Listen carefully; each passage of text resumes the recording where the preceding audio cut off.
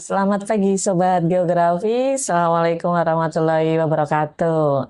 Nah, pagi hari ini ketemu lagi ya sama saya, masih ingat ya, saya dengan Bu Ika dan tentunya saya juga tidak sendiri nih pada pagi hari ini. Nah, podcast pagi hari ini saya masih tetap sama nih ya, ditemani oleh ahlinya dalam evaluasi pembelajaran ya, yaitu ada Ibu Dr. Yuli Ivana Sari. Selamat pagi Bu Ivana. Selamat pagi, Bu Ika. Oke, nih gimana nih Bu Ivana kabarnya pada pagi hari ini nih?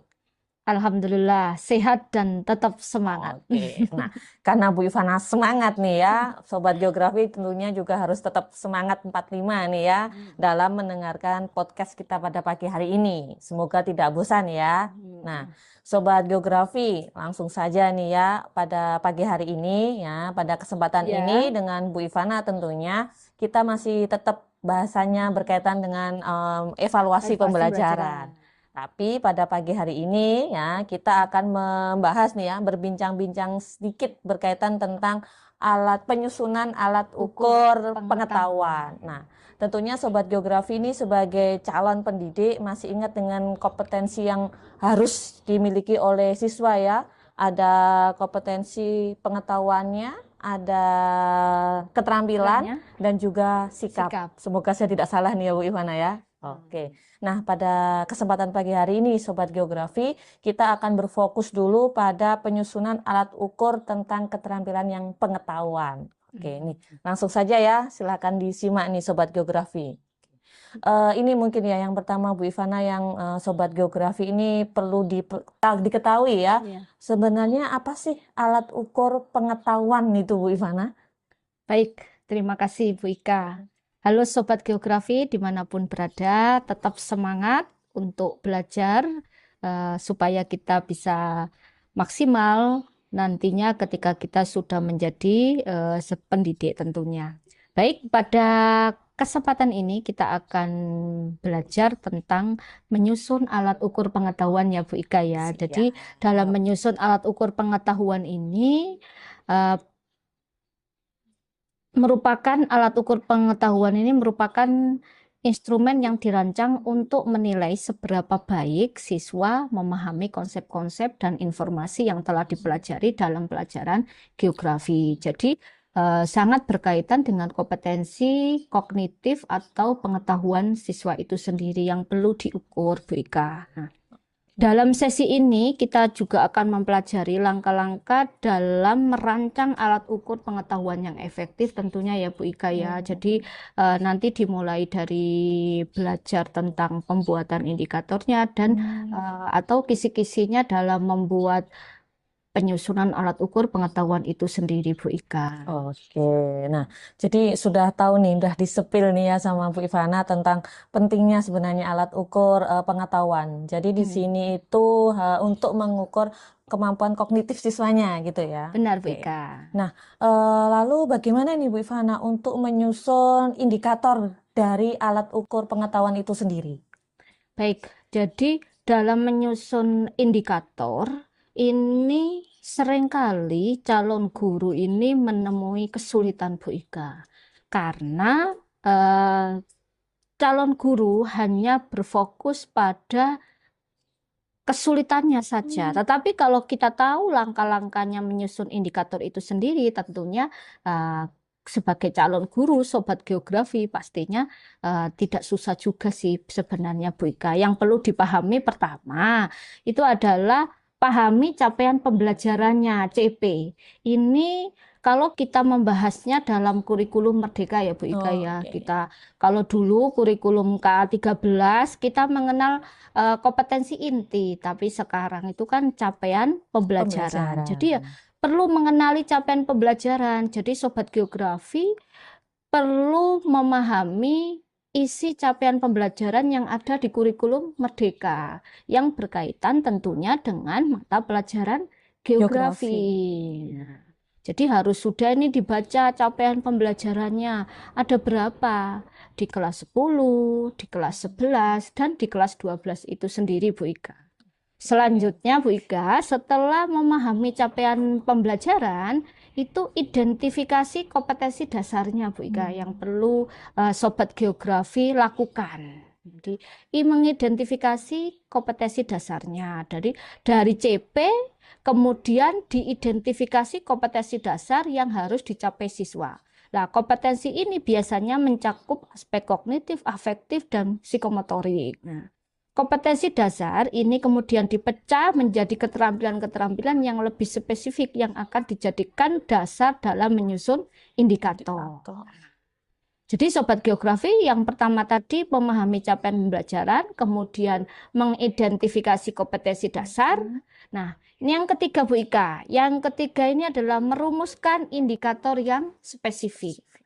Di dalam merumuskan indikator yang spesifik, Sobat Geografi juga harus membaca tentang taksonomi Bloom, tentang kemampuan kognitif itu sendiri. Jadi dimulai dari C1, C2, C3, C4, dan C5 serta C6 Bu Ika.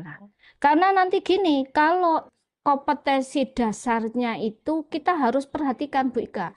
Di dalam kompetensi dasarnya itu sudah sampai pada level C berapa? Misalnya kalau di tingkat SMA geografi itu rata-rata levelnya itu C4 Bu Ika. Maksimal itu C4. Nah, kalau misalnya menganalisis berarti pembuatan indikator nih Sobat Geografi, jangan sampai kita dalam menyusun indikator itu tidak sampai ke tahap analisis. Berarti kalau misalnya KD-nya ini sampai pada tahap C4, berarti Sobat Geografi perlu membuat, boleh misalnya kita buat yang paling dasar. C1 harus ada tetap. Kemudian C2, nah, kemudian ada C3 dan ada C4. Nah, setelah itu. Nah, boleh nggak, misalnya kalau ada pertanyaan lanjut, boleh nggak kita membuat indikator itu melebihi level yang ada di dalam kurikulum. Sebenarnya itu. Ini pertanyaannya. Nah, boleh-boleh saja Bu Ika, asalkan sesuai dengan karakteristik siswa yang diajarin. Kalau memang Sobat Geografi mengajar di SMA yang notabene inputnya ini memang sudah bagus dan fasilitas juga mendukung sekolahnya, itu boleh ditambahkan levelnya itu menjadi C5. Seperti itu, asalkan di dalam pembuatan indikator jangan sampai tidak ada pada level yang sudah diminta oleh kurikulum. Nanti pastinya akan menyalahi. Dan ini yang perlu saya perhatikan karena hal ini sepertinya remeh, tapi kadangkala nanti kalau ketika Sobat Geografi sudah menjadi guru, itu kadang-kadang lupanya di situ Bu Ika. Oke. Nah, berarti sangat penting sekali ya Sobat Geografi dalam menentukan indikator untuk mencapai capaian pembelajarannya. Betul sekali. Jadi ada beberapa nih tadi ya untuk penyusunan indikator itu kita sebagai calon pendidik tentunya ya Sobat Geografi di sini harus memahami capaian pembelajarannya. Oke, nah setelah memahami capaian pembelajarannya, Sobat Geografi juga harus mengidentifikasi kompetensi dasar. Nah, baru dari kompetensi dasar, hasil dari identifikasi ini diturunkan menjadi beberapa indikator tadi ya Bu Ivana. Oke, nah seperti itu ya Sobat Geografi. Terus ini kayaknya yang tidak juga kalah penting ya Bu Ivana. Benar. Untuk mengetahui atau mengukur pengetahuan, kemampuan kognitif siswa itu kan pastinya ada alat ukurnya nih. Nah, kalau tidak salah nih ya Bu Ivana ya, itu berkaitan dengan tes ya. Ada tes pengetahuan ini. Nah, untuk menyusun kisi-kisi tes itu sendiri seperti apa Bu Ivana? Kira-kira nih bisa dijelaskan untuk Sobat Geografi di sana. Baik, terima kasih Bu Ika, Sobat Geografi. Untuk menyusun kisi-kisi tes ini, nanti ketika Sobat Geografi sudah praktek, itu tahapannya ini jangan sampai ada yang hilang, ada yang sampai terlewat tahapannya ini Bu Ika. Karena ketika saya pengalaman selama ini ketika mengoreksi jawaban-jawaban atau soal buatan mahasiswa itu rata-rata itu ada tahap-tahap tertentu yang hilang. Sehingga soalnya ini kalau misalnya diadakan dites itu dari tingkat kevalitannya, reliabilitasnya itu nanti akan kurang. Sehingga mari Sobat Geografi kita belajar tahapan-tahapan menyusun dalam kisi-kisi tes. Yang pertama itu adalah tetap sama dengan seperti indikator tadi. Jadi harus ada capaian pembelajarannya. Di dalam kisi-kisi tes itu harus ada capaian pembelajarannya atau CP-nya. Jadi CP-nya apa? Itu harus ditulis. Kemudian yang kedua itu indikatornya. Nah, harus dibedakan di sini Sobat Geografi antara indikator untuk mencapai tujuan pembelajaran dengan indikator dalam membuat soal. Jadi ini ada perbedaannya. Jadi indikator dalam mencapai tujuan pembelajaran materi tertentu itu berbeda dengan indikator pada saat Sobat Geografi membuat kisi-kisi tes. Seperti itu. Sehingga di sini nanti tahapan-tahapan itu perlu Sobat Geografi cermati lagi. Yang ketiga yang perlu difahami setelah indikator, Sobat Geografi harus mencantumkan materinya. Materinya apa? Kemudian baru di situ nanti Sobat Geografi harus menentukan bentuk tesnya apa, Bu Ika. Misalnya bentuk tesnya ini kita Sobat Geografi mau buat pilihan ganda, esai, jawaban singkat. Silakan Sobat Geografi boleh memilih. Nah, kalau saya ditanya mana yang lebih pas, tentunya kita sebagai orang yang memahami evaluasi ini, Bu Ika, tidak ada alat ukur yang lebih baik dan tidak baik.